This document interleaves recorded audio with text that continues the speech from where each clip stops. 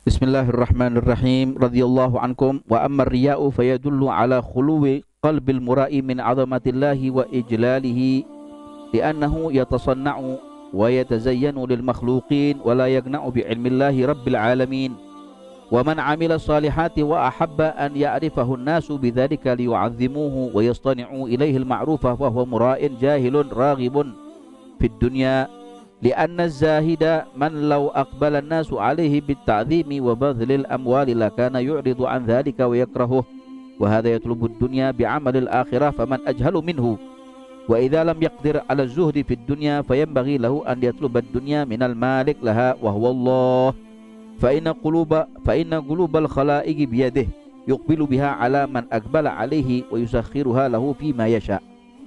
Bismillahirrahmanirrahim. Alhamdulillah. Wassalatu wassalamu ala rasulillah Sayyidina wa nabiyyina Muhammad ibn Abdillah wa ala alihi wa sahbihi wa man walah wa man tabi'a sunnatahu wa iqtada bihudah. Subhanaka la ilma lana illa ma 'allamtana innaka antal alimul hakim. Rabbi shrah li sadri wa yassir li amri wahlul 'uqdatam min lisani yafqahu qawli. Amin. Allahumma amin.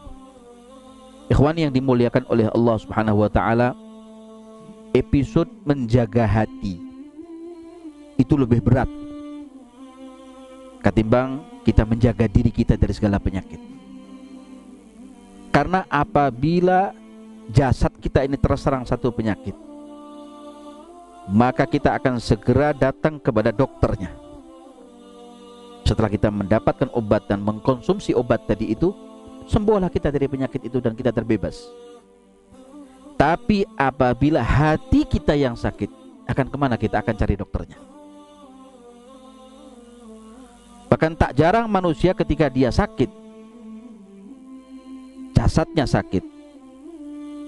Kita sering nampak ketika manusia itu jasadnya sakit, teman kita kemudian datang bersilaturahmi ke rumah kita, menjenguk kita yang sakit, maka dia mengatakan bahwa sabarlah, sakitmu ini adalah ujian dari Allah untuk naik derajat atau membersihkan engkau dari dosa. Kita sakit, tapi kita yang merasakan sakit. Teman kita tidak merasakan apa-apa. Tapi perhatikan, tatkala hati kita yang sakit, maka kita jauh lebih bisa menengok orang lain. Itu orang riya, itu orang sombong, itu orang pendengki, itu orang yang iri, itu orang yang suka pujian orang. Dia bisa menuding orang lain padahal dirinya punya penyakit itu. Berarti tak jarang orang yang punya penyakit hati, dia tidak bisa merasakan apa yang dia derita di dalam hatinya, tapi dia menengok orang lain dan dia tahu akan hal ehwal orang lain. Banyak ikhwan yang dimuliakan oleh Allah Subhanahu wa taala, sehingga penyakit hati yang paling berbahaya adalah ar-riya, pamer. Sayyidina Fudail bin Iyad mengatakan bahwa kalau seorang muslim menyembunyikan amal perbuatan solehnya karena orang lain, itu adalah asyirkul khafi, syirik yang tersembunyi. Sayyidina Fudail bin Iyad pernah mengatakan, apabila ada seorang mukmin yang dia menampakkan amal perbuatan baiknya kepada orang lain, maka dia telah melakukan satu perbuatan asyirkul khafi, syirik tapi yang tersembunyi. Dia menampakkan, dia bertasbih supaya orang lain melihat kalau dia adalah orang yang soleh dan dia bertasbih menggunakan subhahnya. Tapi apabila kemudian dia menyembunyikan amal perbuatan solehnya karena orang lain, maka itu adalah ar-riya, pamer, supaya orang lain menduga bahwa dia tidak mau melakukan perbuatan solehnya tadi di depan orang. Alhasil dia melakukan itu semua bukan karena Allah. Sehingga solusinya bagaimana? Solusi yang paling bagus adalah lakukan amal perbuatan yang baik karena Allah. Usahakan hatimu untuk Allah dan karena Allah. Nah, sehingga di sini pembahasan adalah ar-riya, dan yang paling hebat atau yang paling jahat dari penyakitnya hati adalah al-kibru war-riya wal hasad. Kesombongan, riya, pamer dan dengki. Riya, fayadullu ala khuluwi qalbil mura'i min 'azamatillah. Menandakan orang yang punya sifat riya berarti hatinya kosong dari Allah Subhanahu wa taala. Hatinya nggak punya Allah. Seakan-akan dia tak bertuhan. Dia nggak mengerti apakah Allah taala itu ada dan mengawasi dia. Tidak ada rasa mengagungkan Allah taala di dalam hatinya tatkala dia melakukan atau dia bersikap riya, pamer, ingin menunjukkan kelebihannya kepada orang lain. Li'annahu yatasanna'u wa yatazayyanu lil makhluqin. Sejatinya orang yang riya ini dia berhias, dia melakukan amal perbuatan yang baik bukan karena Allah dan untuk Allah, tapi untuk makhluk. Untuk makhluk. Oke lah, kalau dia adalah orang yang baik, dia adalah orang yang terpandang, dia adalah panutan, muqtada bih, dia melakukan itu semuanya agar supaya dicontoh oleh muridnya, dicontoh oleh jamaahnya, nggak apa-apa. Tapi usahakan hanya karena Allah, bukan karena dia, bukan karena orang lain, tapi karena Allah Subhanahu wa taala. Karena ada juga yang namanya dakwah itu bil hal, ada juga dakwah bil maqal. Kalau kita keluar rumah dengan mengenakan baju yang sopan, baju muslim, tutur kata yang baik, sapaan yang enak, ini adalah dakwah yang sebenarnya. Anda mengenakan baju yang bagus, tutup aurat, longgar bajunya, murah Anda ketika Anda bersenyum dan bertatap muka kepada orang lain, sejatinya adalah Anda seorang da'i ilallah Subhanahu wa ta'ala. Tidak harus seorang da'i adalah orang yang kemudian pandai dia berbicara di depan podium atau mimbar. Tidak. Karena itulah dikatakan li'annahu yatasanna'u wa yatazayyanu lil makhluqin. Dia berbuat ini semuanya bukan karena Allah, tapi karena makhluk, karena manusia, bukan karena Allah. Wala yaqna bi ilmillahi rabbil alamin. Tidak pernah merasa puas dengan apa yang Allah Ta'ala punya pengetahuannya untuk dirinya. Artinya dia tidak pernah merasa bahwa dia pernah diawasi oleh Allah atau sedang diawasi oleh Allah Subhanahu wa ta'ala. Ikhwan yang dimuliakan oleh Allah Subhanahu wa ta'ala, maka barang siapa orang yang melakukan amal perbuatan saleh dan dia suka dengan amal perbuatan salehnya tadi itu, kemudian dia dipuji dan mendapatkan tepuk tangan, mendapatkan aplaus, mendapatkan acungan jempol orang lain, ini yang dikatakan adalah bidzalika liyu'azzimuh. Dia melakukan itu semua agar semua manusia dan khalayak ramai akan mengagungkan dia, menyegani dia, menghormati dia. Wa yastani'u ilaihil ma'ruf, agar semua masyarakat, lingkungan masyarakatnya berbuat baik kepada dia, karena dia adalah seseorang yang terpandang, melakukan amal perbuatan soleh, bangun masjid, bangun madrasah, punya majelis, bukan karena Allah ini dia buat, tapi karena makhluk, karena ingin mendapatkan jabatan di mata manusia. Fahuwa mura'in jahilun raghibun fid dunya. Inilah yang dikatakan seseorang yang riya, bodoh, dan cinta kepada dunia. Anda lihat berapa banyak mereka para aulia dan ulama dan orang-orang yang saleh yang terdahulu, mereka melakukan amal perbuatan yang baik dalam tutur katanya, dalam akhlaknya, tatkala mereka bukan ingin dihormati orang. Bukan arti kata mereka melakukan itu semuanya karena ingin mendapatkan nama, popularitas yang hebat. Tapi Anda lihat karangan-karangan mereka para alim ulama yang tidak pernah datang ke seantero daripada penjuru dunia, tapi nama kitabnya dibaca. Al-Imam Al-Habib Abdullah Al-Haddad ini tidak pernah datang ke Indonesia, tapi berapa banyak kitab Imam Haddad, dan berapa banyak orang yang menghafalkan Ratibul Haddad dan Wirdul Latif. Dia buat bukan karena riya, dia buat karena Allah. Maka Imam Ibn Ruslan tatkala dia bikin yang namanya bait-bait nazm zubad di atas perahu kapalnya, tatkala dia berlabuh di tengah lautan, maka dia berkata kepada Allah Ta'ala, ya Allah, seandainya kalau aku buat nazm zubad ini karena riya dan karena makhluk, supaya aku dihormati dan namaku dikenang sebagai seorang pahlawan atau ulama, maka akan aku lempar semua kertas ini dan akan aku ceburkan ke dalam air laut. Maka diambilnya kertas itu dan kemudian dilemparnya ke dalam lautan dan tenggelam karena dikasih pemberat. Kira-kira kemudian beberapa lama, 10 tahun kemudian, didapatkanlah oleh seorang nelayan ada beberapa carik kertas yang bertuliskan nazam-nazam yang sangat indah berupa syarat akan ilmu pengetahuan, dan diberitahukanlah kepada ulama, para alim ulama. Maka ulama yang hidup di masa itu mengatakan ini nazam Zubat yang pernah dibuat oleh Imam Ibn Ruslan, tak lekang dan tak rusak dengan yang namanya lautan air laut, menandakan bahwa Imam Ibn Ruslan membuat daripada nazam Zubatnya bukan karena makhluk, bukan karena ingin mendapatkan pujian orang, tapi karena Allah. Sehingga tulisan Imam Ibn Ruslan tidak luntur dengan air laut.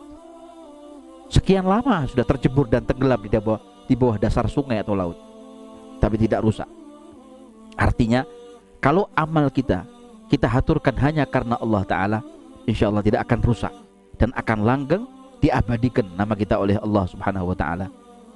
Al-Imam Syafi'i, Al-Imam Al-Ghazali, Al-Imam An-Nawawi, kapan mereka hidup? Tapi namanya sampai sekarang masih disebut. Maka Al-Habibul Imam Abi Bakar bin Muhammad As-Segaf radhiyallahu anhu wa ardhah mengatakan, orang yang umurnya panjang itu bukan 100-200 tahun, tapi orang yang umurnya panjang adalah Al-Imam Al-Haddad, Al-Imam Al-Ghazali, Al-Imam An-Nawawi, Al-Imam Abi Hanifah, Al-Imam Syafi'i. Ini mereka adalah orang-orang yang umurnya panjang.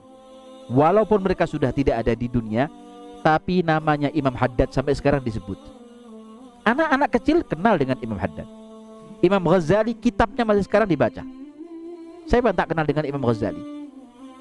Orang-orang di desa sana pun membaca kitab Imam Ghazali, dari kitab Bidayatul Hidayahnya, Minhajul Abidinnya, Ihya Ulumuddinnya, dan masih banyak lagi.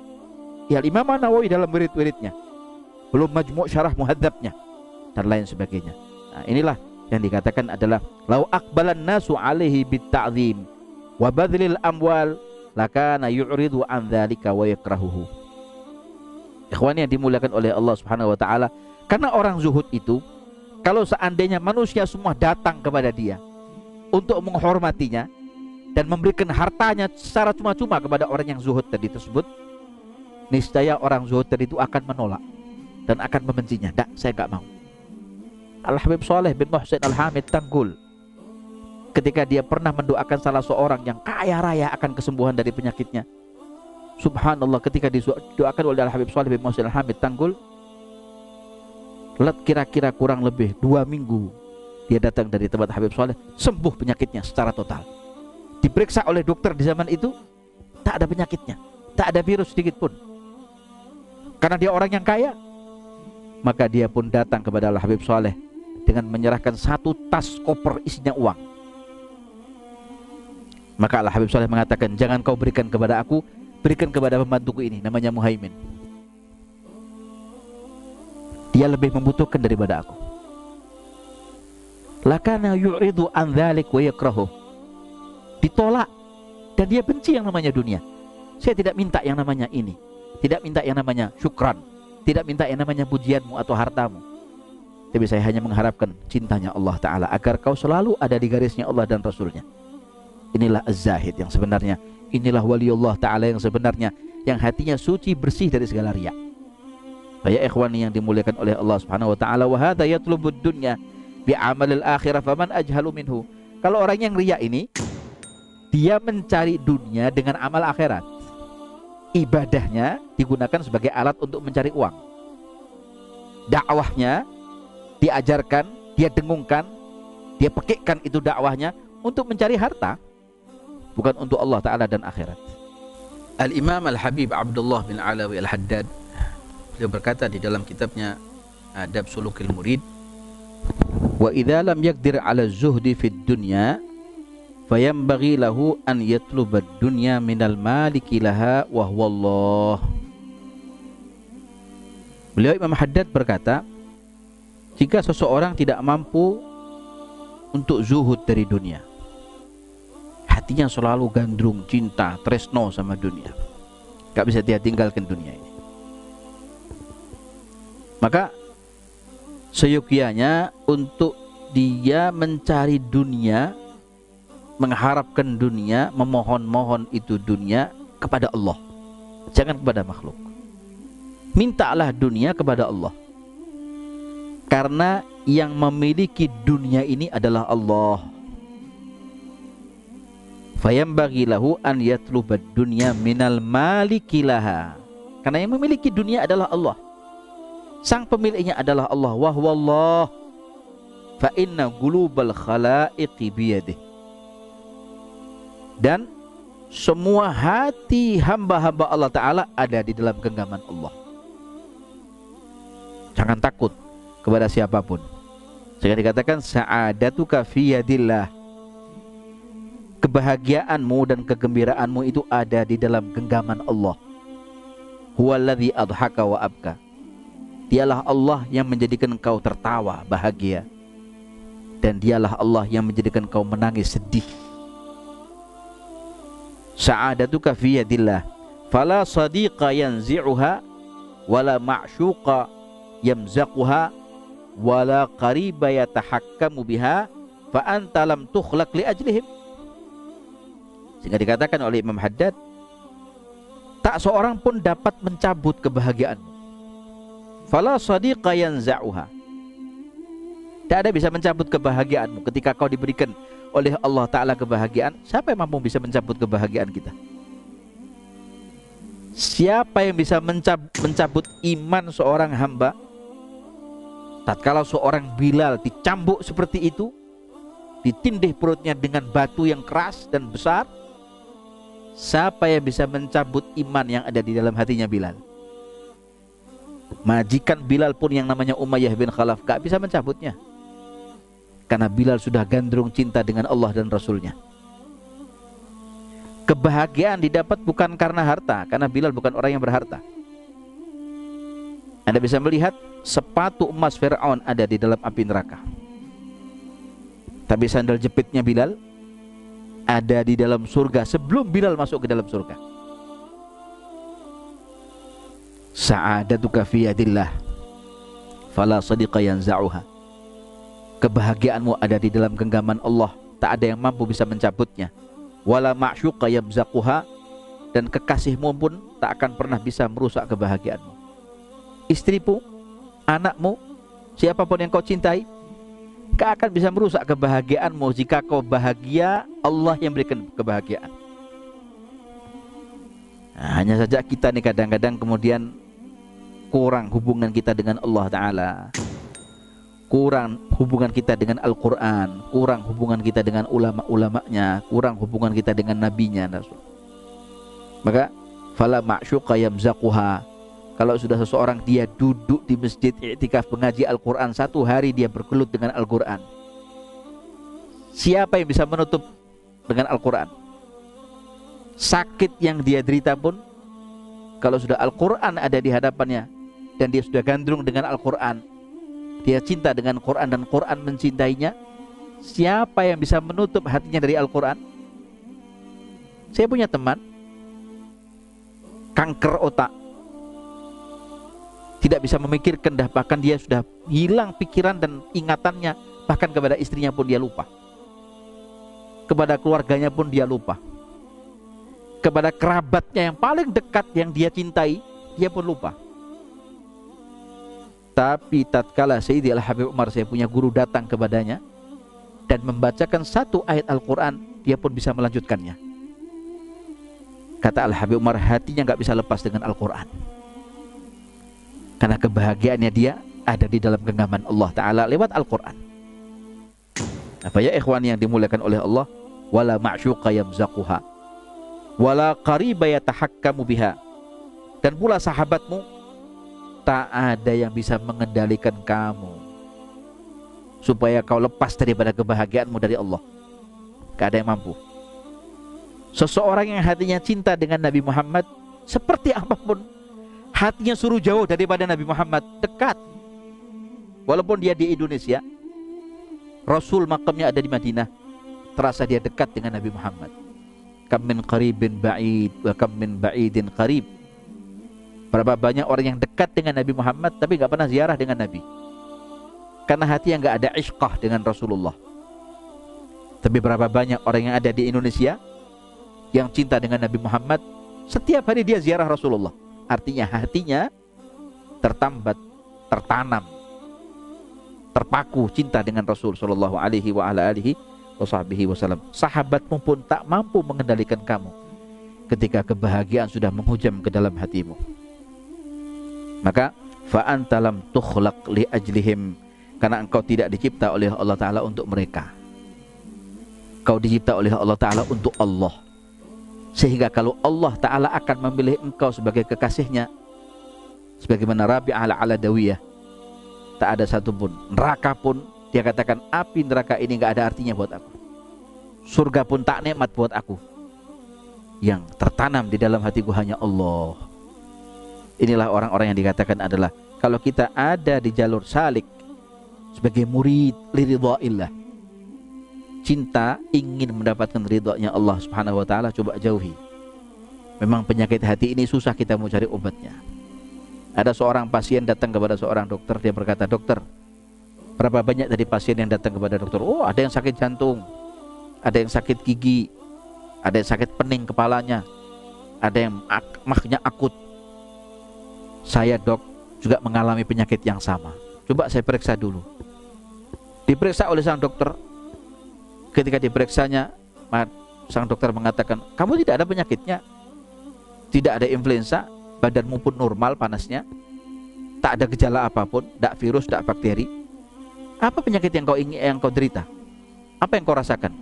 Dia katakan, bercokol di dalam hati saya ini rasa riak dan ingin pamer, dengki di dalam hati saya, kesombongan ada dan terhujam di dalam hati saya, dok, tolong sembuhkan ini.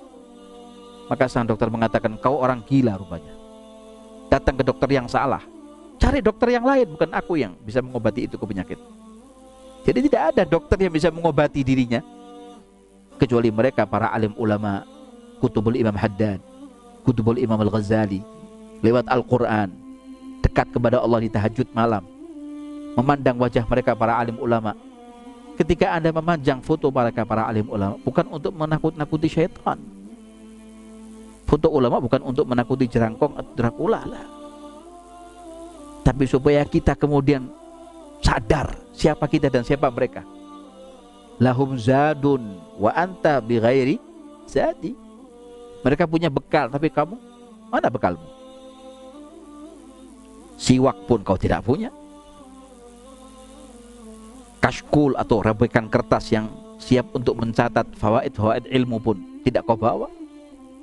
Al-Quran tidak pernah kau sentuh dan kau baca. Ulama pun kau tidak mengenalnya. Nah, maka daripada itu ikhwani yang dimuliakan oleh Allah Subhanahu wa Ta'ala, bagaimana hati seorang hamba Allah Ta'ala akan cinta kepada engkau selama engkau tidak cinta kepada Allah, dan Allah pun tidak mencintaimu? Mustahil. Saya kira mustahil semua hati hamba Allah Ta'ala akan cinta kepada Anda kalau hati Anda seperti ini. Yuqbil biha ala man aqbala alaihi wa yusakhiruha lahu fima yasha. Maka semua hamba-hamba Allah Subhanahu wa Ta'ala pun akan datang kepada engkau, dan Allah pun akan menundukkan hati mereka para hambanya sesuai apa yang dikehendaki oleh Allah Ta'ala untuk mencintai kamu. Selama engkau tidak mencintai dunia, tapi kau cinta kepada sang pemiliknya, yaitu Allah Subhanahu wa Ta'ala, dan cinta kepada Rasulnya yang memberikan arahan dan petunjuk agar supaya engkau tahu bagaimana cara mengatur dunia ini yang sebaik-baiknya. Karena kau dicipta oleh Allah Ta'ala bukan untuk dunia, karena kau dicipta oleh Allah Ta'ala untuk siapa yang mengatur dunia. Ketika kau memetik daripada lombok, apakah pernah terfikir di dalam benakmu siapa yang bisa mewarnai lombok ini menjadi merah dan hijau? Bukan karena lomboknya merah atau hijau yang nikmat, bukan karena sayurnya yang sehat, bukan karena daging kambing atau ikan yang kau pancing atau daging kambing yang kau beli di pasar yang nikmat, yang bisa menyegarkan badanmu, tidak. Tapi semua itu dihidangkan oleh Allah Ta'ala untuk dirimu. Apakah kau bersyukur kepada Allah? Sebab ada kalanya orang ketika dia sakit dihidangkan makanan yang lezat, rasanya nggak enak. Tapi ada kalanya orang yang dia sehat dan dia bersyukur kepada Allah Ta'ala ketika dia dihidangkan mungkin nasi yang keras atau kasar atau bubur yang nggak ada rasanya, tapi karena dia sehat, Dia bersyukur kepada Allah Ta'ala. Tatkala dia mengenyam dan mencicipi makanan itu, dia merasa senyum, nikmat. Sebagaimana Rasul Shallallahu Alaihi Wasallam tatkala datang ke rumah salah seorang istrinya, hanya dihidangkan roti yang kasar, roti yang kering, dan hanya sebuah cuka yang kecut. Maka sang istri mengatakan, ya Rasulullah, hanya ini lauk yang aku punya untuk menghidangkan dan menyuguhkan kepadamu. Apa kata Nabi? Ni'mal idam al-khal. Sebaik-baik lauk pauk itu adalah cuka. Bukan karena Rasulullah manis-manis mulut, tapi karena Nabi Muhammad adalah orang yang pandai bersyukur kepada Allah Subhanahu wa taala, sehingga apapun yang ada di hadapan Nabi Muhammad, dia itu rasakan adalah ini nikmat yang Allah Ta'ala berikan. Sepatutnya aku bersyukur daripada nikmat yang Allah Ta'ala berikan kepada Allah Ta'ala kepadaku. Ikhwan yang dimuliakan oleh Allah Subhanahu wa taala, inilah yang namanya ad-dunya. Wa hubbi dunya dhamimah min kulli khairin aqimah fihal balaya mugimah wa hashwuha fat wa syghal. Yang tidak diperkenankan itu cinta dunianya, bukan dunianya. Kalau dunianya silahkan Anda ingin mencari fadlullah di muka bumi, silahkan. Tapi ketika Anda mencari dunia hingga Anda melalaikan sholat, Anda mencari dunia hingga Anda tidak menyentuh Quran, mencari dunia Anda lupa diri, tak tengok istri dan anak di rumah, apakah mereka sholat ataukah tidak sholat. Anda biarkan anak-anak gadis Anda keluar rumah tanpa berjilbab, sibuk ribut Anda dengan uang Anda, dengan pabrik Anda, dengan kantor Anda, dengan reputasi nama Anda, dengan kontrak bisnis Anda, sehingga Anda melupakan itu semuanya. Inilah yang dikatakan oleh Imam Haddad, wa hubbi dunya dhamimah. Cinta dunia itu hina. Min kulli khairin aqimah. Semuanya mandul daripada kebaikan. Tidak ada kebaikan sama sekali di dunia ini. Darul ana wa ta'ab. Dunia adalah tempatnya payah dan susah. Fihal balaya muqimah. Tempatnya dunia ini adalah memang tempatnya bala, tempatnya wabah, bercokol ada di dalam dunia, sarangnya bala ada di dalam sana. Wahashfuha fat washghal. Dan isi dunia itu adalah penyakit dan kesibukan-kesibukan yang tak menentu. Kadang orang disibukkan dengan yang namanya virus, disibukkan yang namanya duit, disibukkan yang namanya jabatan dan pangkat. Belum lagi nanti disibukkan dengan pribadinya, nama baiknya, masyarakatnya, belum lagi kehormatannya dan lain sebagainya.